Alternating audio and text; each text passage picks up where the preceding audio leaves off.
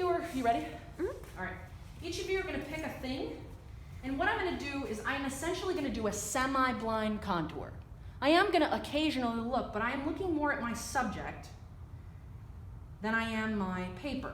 And you'll notice how I'm handling my media. I'm not holding my media. How? How am I avoiding holding my media? You're not holding it straight down. I'm not holding it straight down and at an angle? What, like how I write? Is that what you mean? Mm-hmm. Okay. So you'll notice I'm holding my media much like I would if I were to drop it and pick it up.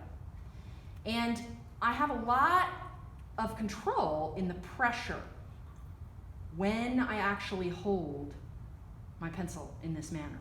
Now, a lot of people get really anxious about having to hold their material like this because they feel like they can't get into detail. Now, the thing is there's a couple ways to hold. I can hold it way back here if I'm doing something gestural, right? And I can do that and maintain a light line. I can hold it like this if what I'm doing is trying to structurally indicate something small, okay? And that's okay. But for the actual subject itself, the main body of the subject, I am essentially going to hold it in this manner. And I'm going to hold it in this manner because I can actually achieve a true contour that is beautiful. And I'm going to screw up, and that's fine. You don't need to erase. I'm going to screw up because I'm going to draw this drawing a million times. And in a contour, I don't actually do that little thing here where I draw it really lightly. I'm not going to do that in a contour. I'm just going to slow it down so that I can actually get it perfect. That looks like a fingernail, and I'm getting a little grossed out looking at it, even though I know it's a tooth. Do you know that rodents need to actually sharpen their teeth because their teeth never stop growing? Mm-hmm. And if they have nothing to sharpen their teeth on, they will die from their teeth growing up into their skulls. Ooh, that's creepy. Isn't that terrible? Anyway. You used to have a boar have that problem too. Ah, you guys. I love having country kids and all this. Okay. You'll notice that I will lightly indicate the ridge here. And I might kind of... So there's three ways of holding it. There's the back here with a lot of light gestural marks. That's for just light gesture and rendering form. There's the very, very tight way, which is not how you want to do the whole, but there's a very, very tight way as if I'm doing like fine detail, or if I'm doing, say, the planes. You see how I'm seeing the planes here? And then there's the way that appears very awkward, where I can just essentially create a kind of mark that has both light and dark. From here, I might indicate like the value of the cast shadow, because I think it's cool.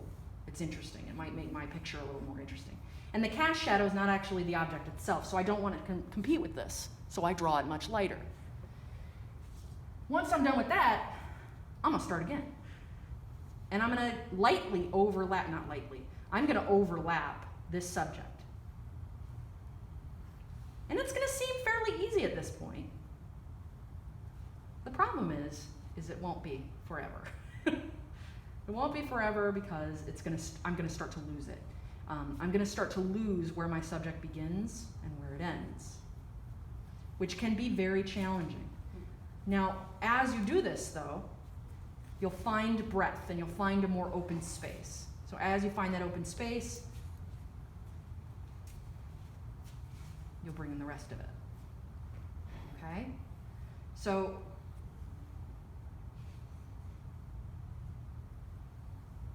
you're going to do this, and I believe I wrote in your homework 8 to 10 times, something like that.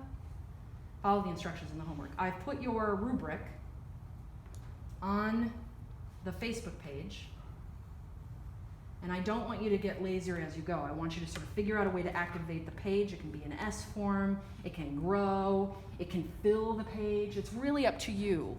But I want you to absolutely fill the page with contour repeating as you move it. You can move around it, or you can move the subject itself, especially if the subject is small. Some of the subjects are very, very, very fragile. Move around those if you choose those. Question? What type of paper are you using? I'm just using regular drawing paper. If you want a sheet of this, I'm happy to give you. Okay? So your homework is a reiteration of what we do in here. So you'll finish this drawing today, hopefully, and then you'll do it again at home. In any subject you like, I would highly suggest something organic, something that is either living or once lived, that was not made in a manufacturing plant, that isn't perfect, right?